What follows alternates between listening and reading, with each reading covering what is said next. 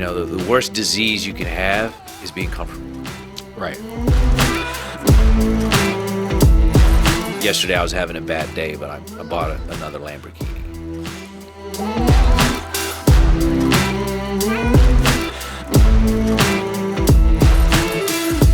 Everything that you achieve, you have to understand and know, like, okay, if I get a Grammy, all right, that's cool, but what are you about to do next? Are you about to get another Grammy? So what's going on, y'all? My name's Famous Kid Brick. I'm a music artist from Tampa Bay, Florida. I also do promotions for many companies. And I met Vick one day. It was crazy. Like, I ain't gonna lie, I was a little tipsy leaving Neiman Marcus, and everybody was trying to go to Ocean Prime. So we went in, tried to get a reservation. They were like, oh, you guys can't get the table right now. So I was mad. So I walked out. Next thing you know, they like, yo, Britt, you gotta meet this guy. You gotta meet this guy. I'm like, wait, who is this guy? So I walked up to him. He's like, my name's Vick. This is my car. Hey, sit in it. Take a picture. Do what you want. I'm like, nah, no way. Like, what is going on right now? So I sit in his car, take a pic, we exchange information. At the time, I had my verified account on Instagram, so I followed him. Notice he had a blue check too. So from then on, I was like, this is my dog.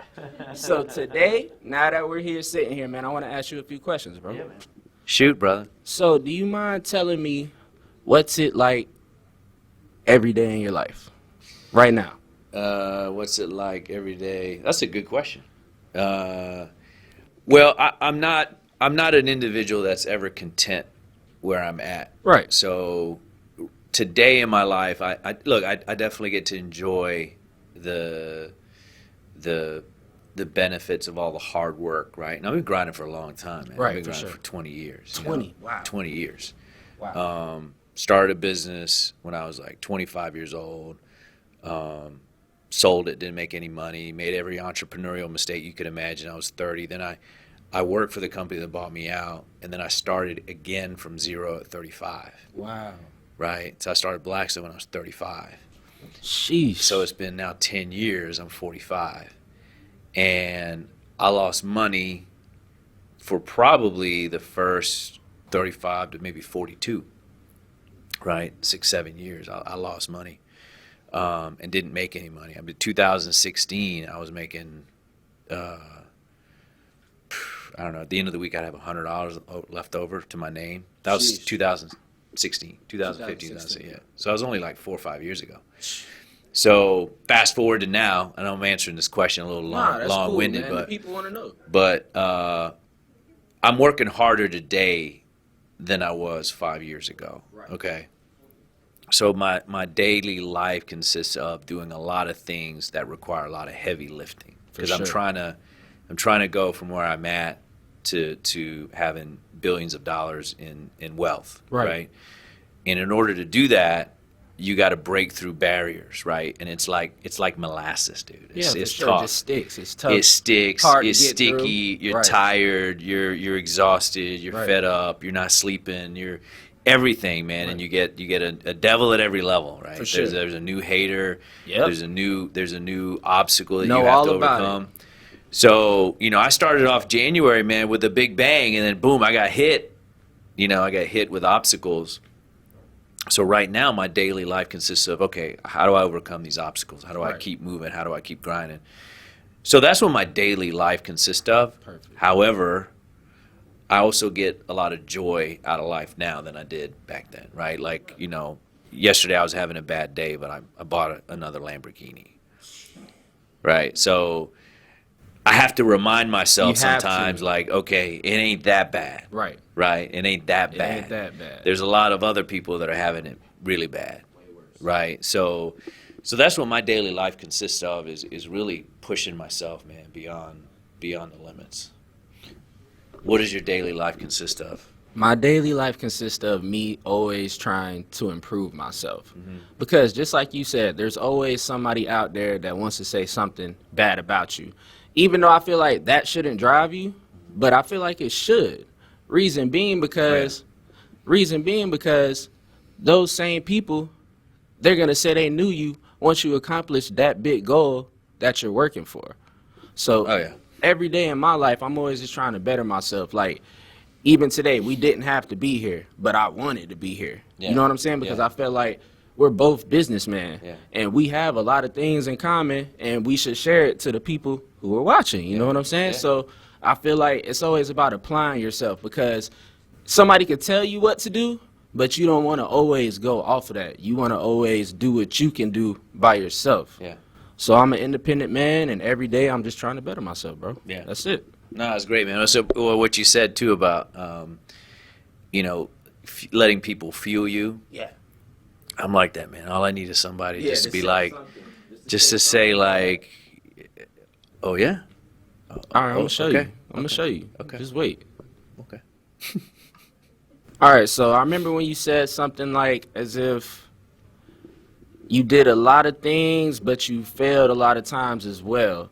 So that's another thing we have in common. Nobody gets success overnight. Some people do, but they don't. You always start from the bottom. So starting from the bottom, how many times would you say you failed, and what kept you going? Like, what was the highlight of the moment? Like, okay, this didn't work out, but I feel like if I do this, it could work. Because you said you've been doing it for 20 years. So that's 20 times you could have failed, and 20 times you could have prevailed and made it to where you wanted to be. So I feel like that's a real big question. Like, what kept you going to get this drive to be the man you are today? Look. I think we all know what our potentials are, Right. right? At the end of the day, you got to look yourself in the mirror and say, hey, you know what? This is my potential, right? Whatever God-given ability that you have, right? Right. So for me, I knew that I had the potential to do many, many great things in the business world, right? And I wanted to be a businessman since I was like 9, dude. You know, when I was like 17 years old, I went to Staples and I bought a briefcase, and I just carried the briefcase around, like That's from business motivation. 17 to 20 something, That'll put you in a Like, mind state yeah. of like, I gotta be this guy. and I had shit in it. See, that's what I'm saying. It just puts you there in that Yeah. mind frame. But I just carried it around. I carried it with me everywhere I went, man. And what kept me going was this idea that, I'm chasing my future self, right? Right. I'm trying to push every day to get to the position and that ideal scene of who I know I should be, or get as close as I possibly can to that. Maybe it's not 100%, but it's pretty damn close. So every day that I'm not there, I don't feel good, right? Right. I'm like, okay, I can't. I'm not content.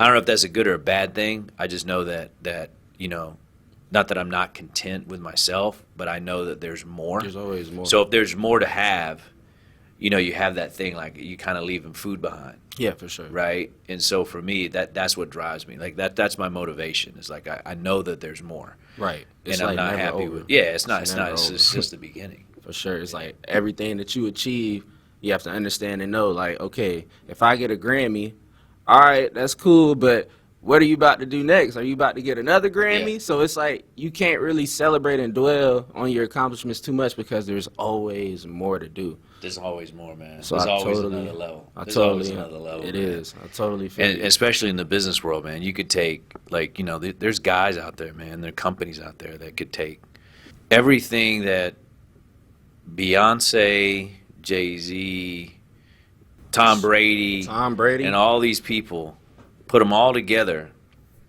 and they could write a check, just say go away. Yeah, for sure. Like that's how much wealth, that's how much potential is out there, right?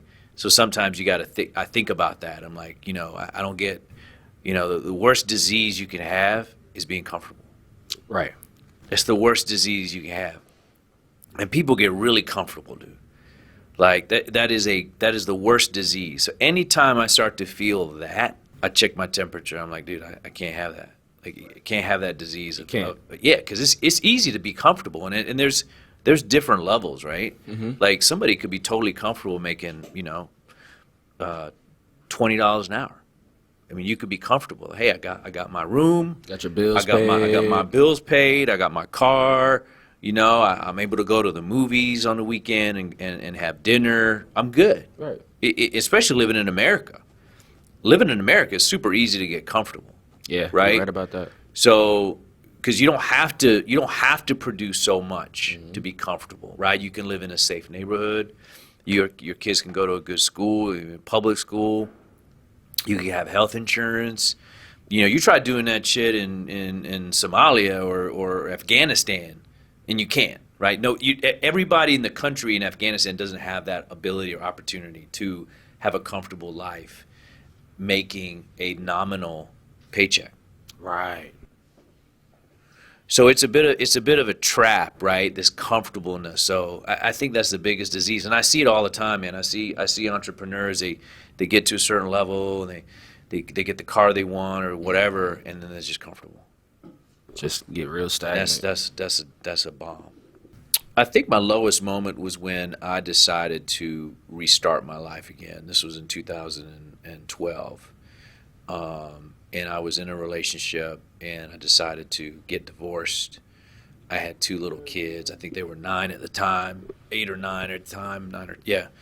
And I had nothing to fall back on. So both my parents died when I was my early 20s. I don't have any family here, and my ex at the time did. She had all this family, all these people, all this support, cousins and brothers, and all this stuff. And I was just solo rider, dude. Like I was on my own. There was no backup plan. There was no hey, I can move in with my mom or my dad. There was none of that. So I think that was probably my lowest moment where I was like, dude, it's all on me. And a lot of people wrote me off, dude. There's a lot of people, and I can name names, wrote me off. They were like, oh, Vick was a has-been. Yeah, he started his business when he was in his 20s, but that was then. He's a has-been, right? And so I think for me that was my lowest moment, because that was the moment that I looked out into the abyss. Right? That's when I really looked out into the abyss, and I was like, it's on me. Like everything from this point that's going to happen in my life, good or bad, is on me. Right? That's a fact. You got to put it on yourself. Yeah. And so at that point I was like, okay, what am I going to do? Right? Am I going to lay down like a dog and just, cry for mercy, or am I going to take, my courage and all my abilities and maximize them to the highest ability that I can? And I think that was my lowest moment. But, now looking back, I see that as like a really crucial moment in my life. For sure, man. So what was your lowest moment, man? How old are you, by the way? 30. Okay. Just turned 30. Okay. So you're young, man. Yeah, I'm trying to be young and flashy, you know what I'm saying? Yeah. Trying to do a lot in the world. But I've had a lot of low moments. Just with life, losing people in and out. I lost my grandfather. And my grandfather was a person who never told me no. Like with anything that I needed, asked for, like he was there. If he couldn't do it that day, he'll be like, you know what, I got you another day. So besides that, along with the music, like loyalty put me in a dark place with a lot of people, because I'm so loyal. Like if I rock with you, Vick, like you my brother. You know what I'm saying? No ifs, ands, or buts about it. So when people come to you with an opportunity to get your brother out of the situation, and you stand down and say, I'm not going to do that because this is my brother, but it's a better opportunity, that good opportunity goes out the window because you're loyal to your brother. So I feel like my loyalty put me in a lot of dark spaces for me achieving what I want to do as a successful music artist in the industry. As soon as it could be, it's not happening as fast because I'm just a good person to the people who I came up with. Mm-hmm. You feel what I'm saying? Yeah, totally. It's about loyalty, man. Yeah. So I feel like that's what slowed me down as being loyal to the wrong people. Just being loyal to the wrong people. Yeah. It's messed up a lot of situations for me. I don't want to speak on it too much because that's not really everybody's business. I just want the whole purpose of this is to let people know, like, don't be loyal to the wrong people because you can miss out on a lot of things. If you're in my life, I make sure that you're there and you're doing something beneficial. You're not just there soaking up the energy, soaking up everything that we're trying to accomplish and do whatever you want to do with it. Like, if you're here, you're here.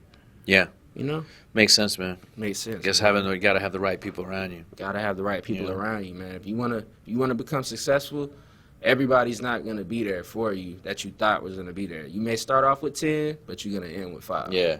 You know? If lucky, if you got 5. Lucky if I was being nice. I was being nice. You probably It's gonna more have like 2. two. Yeah. Yeah, you probably gonna have 2. And a whole bunch of new people. Yeah. So that's just how it goes, man. So I just wanna better myself and put good people around me, and I just wanna get to where I need to go with the right people.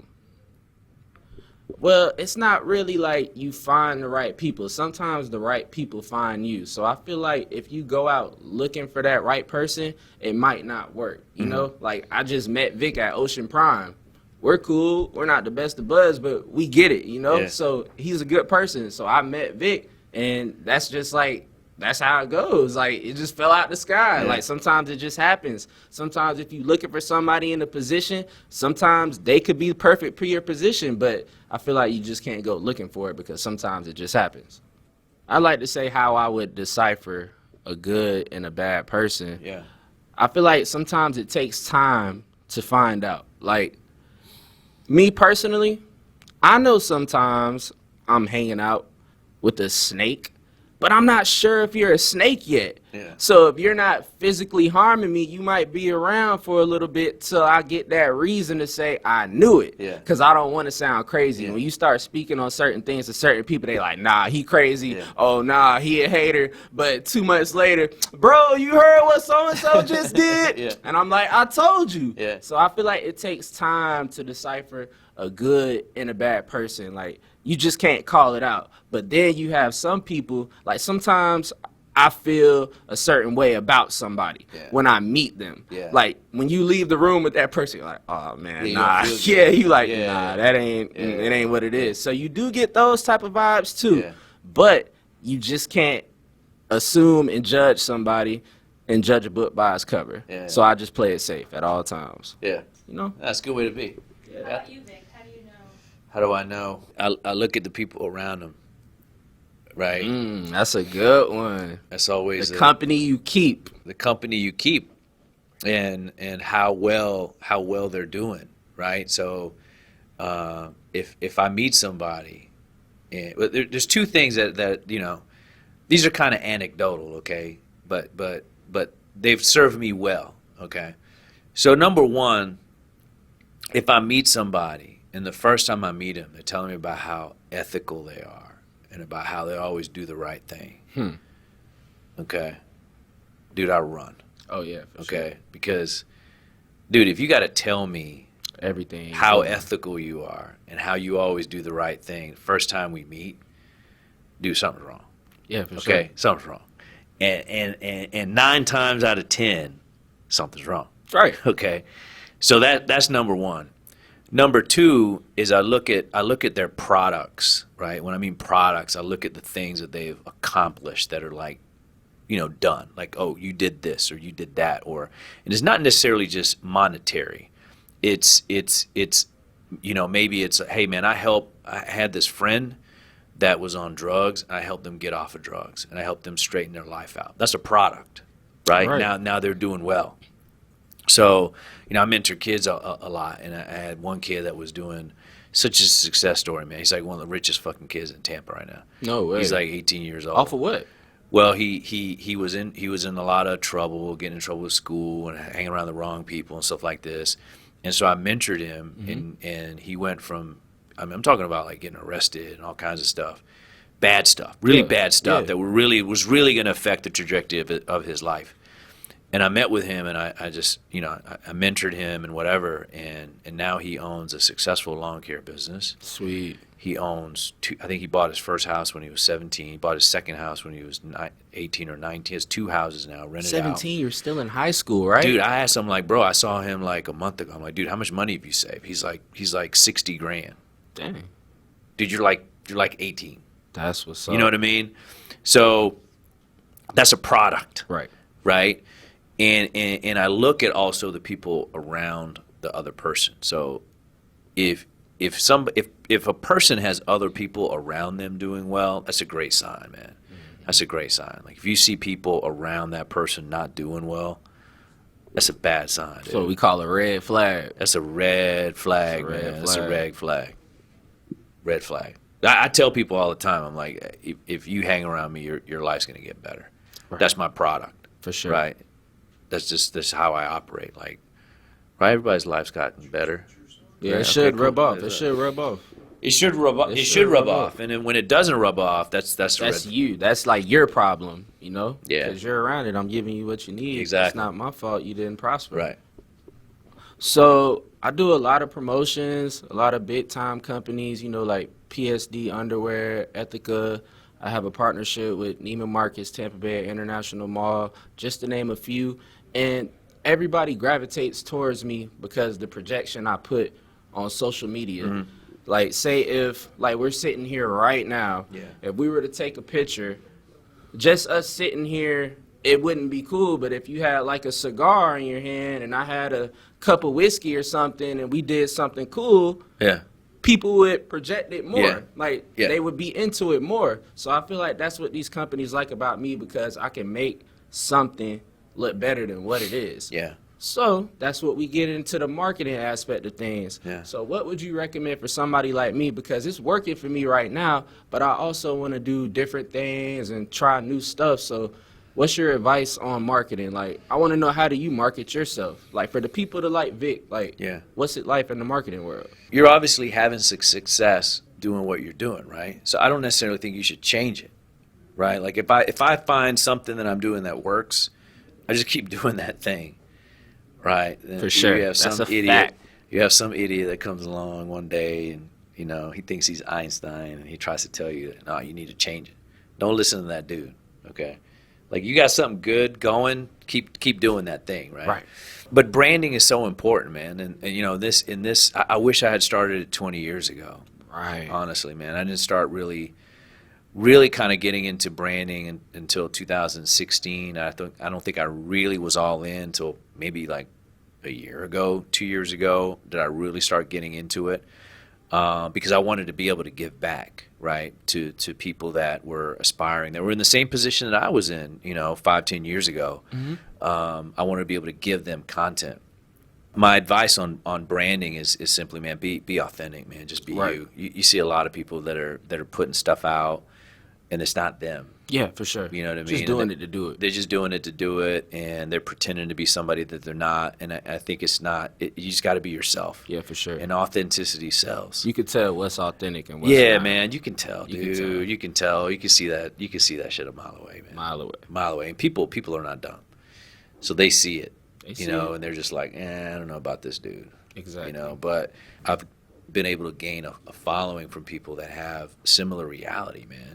Like life is tough, man. Life is tough, and it will knock you down, right? So I think there's a lot of people out there that are looking for people like me and people like you, because they're like, hey, they're doing something.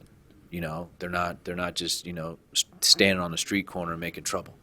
You know what I mean? Like they're actually trying to be productive in their lives. So I think that the more you project that, you're always going to have that group of people, man, that's going to hate on you, but you're going to have a larger group of people that are going to have affinity for that. Yes, you're right about that, bro.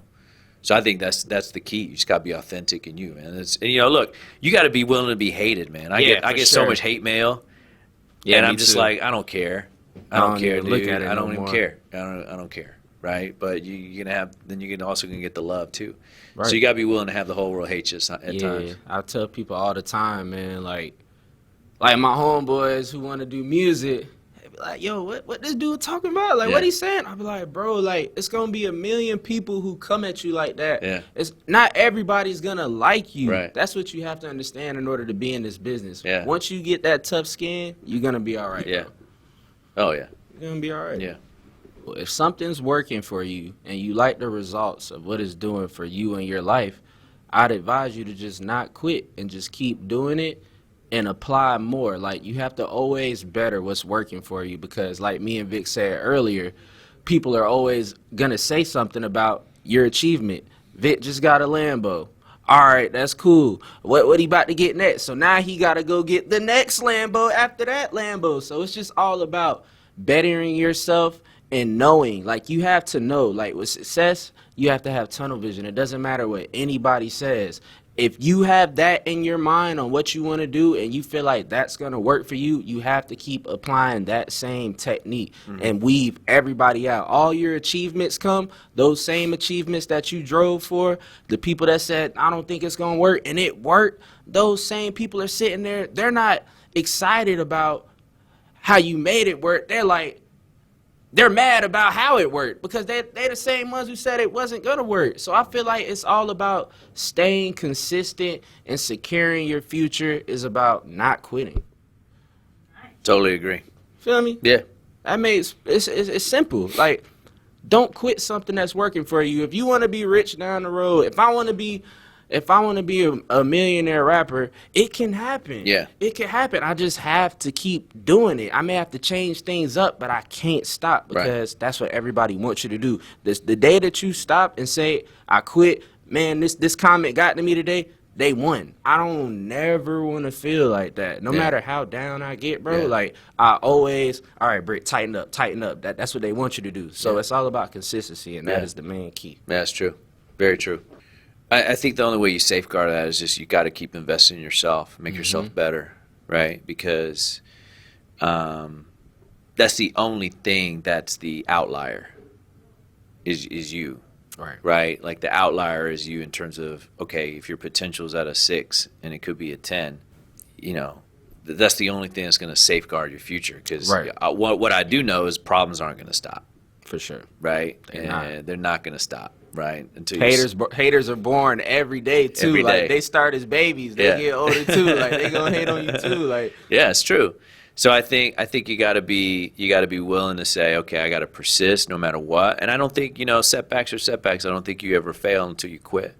And if you don't quit, dude, eventually you're gonna get there. That's one thing I'm starting to see more and more as I get older is dude, if you just keep going, you're gonna eventually get there. You're gonna get there. Eventually. You're eventually going to get there. Like I saw an interview about Drake, and he was talking. This was 2007, 2006, and he's been grinding for 20 years, and he didn't really, I didn't really know about him as an artist until I'd say 6 years ago. That's crazy. 6-7 years ago. But he was like a backup guy in 2004, 2006. So sometimes I think what happens is people lose perspective, right? Because they see somebody all of a sudden become somebody really famous, and they don't realize the 20-year backstory. Right. You know what I mean? Like they don't. Like 20. You look at these artists, man, Drake, Nicki Jam. Tom Brady, all these people, Brady he was 198th draft pick in the NFL draft on the 6th round. Wow. See, that's something I didn't know. Yeah. He wasn't even a Heisman winner. There's 203 people they picked in the draft. 203. He was 100. He was 198 in the 6th round, which is the last round. Okay, there's 1, 2. All of the other QBs that got picked in the 1st round, 2nd round, 3rd round are not playing today. That's actually an interesting fact.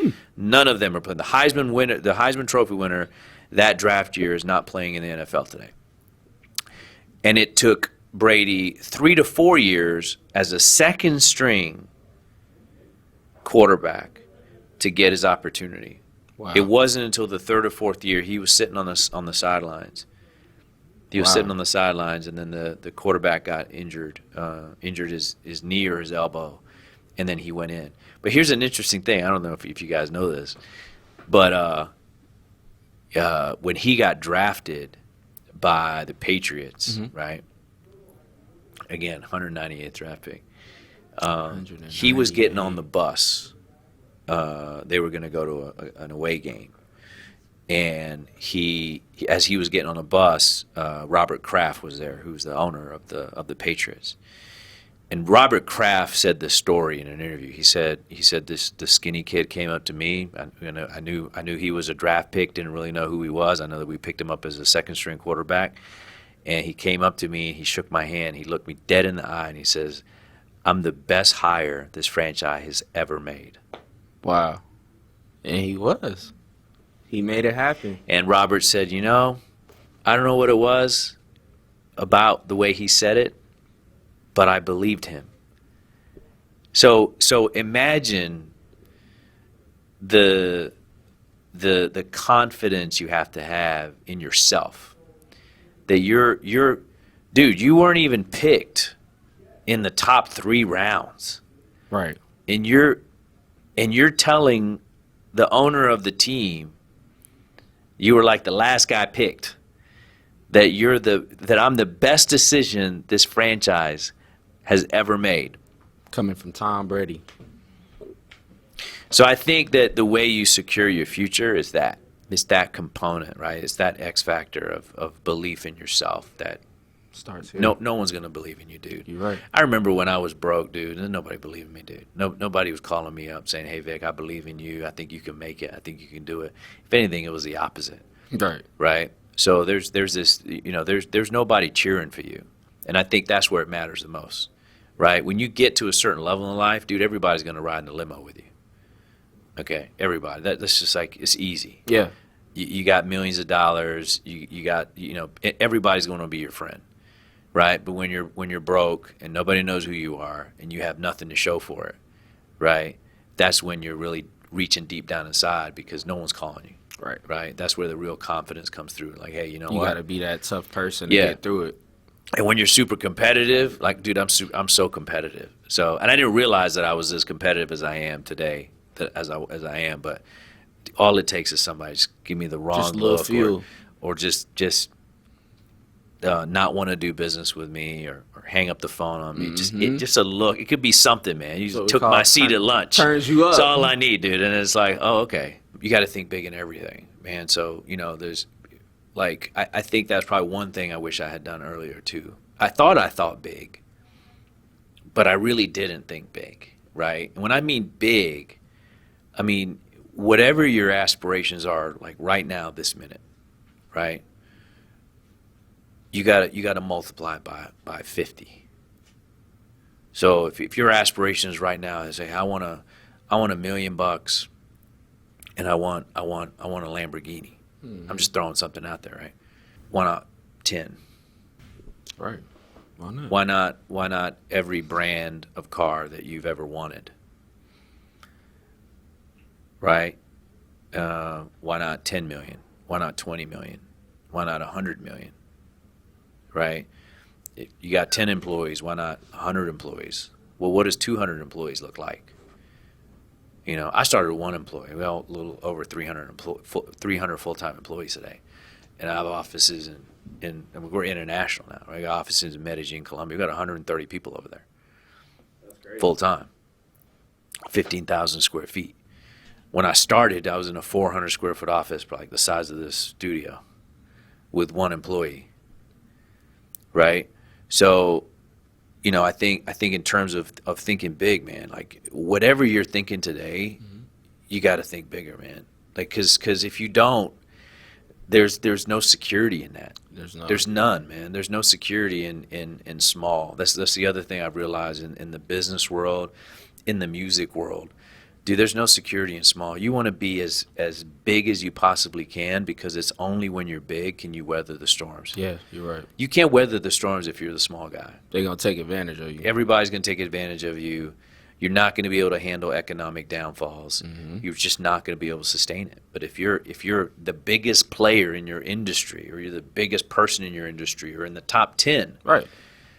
you can weather storms, man. There's security in that. And I didn't necessarily think that way all the time. And so now when I think about future expansion, I think, okay, what about 1,000 employees? What does that look like for Blackstone? Like what does that look like? And okay, then how do I reverse engineer to get there?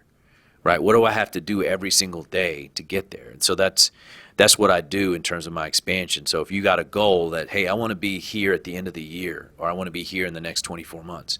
Well, what's it going to take for you to get there? Right. What do you have to do every single day for you to get there? Does it mean you got to, instead of making 10 phone calls, you're making 50? Make 50. Does it mean instead of having 2 meetings a day, it's having 5?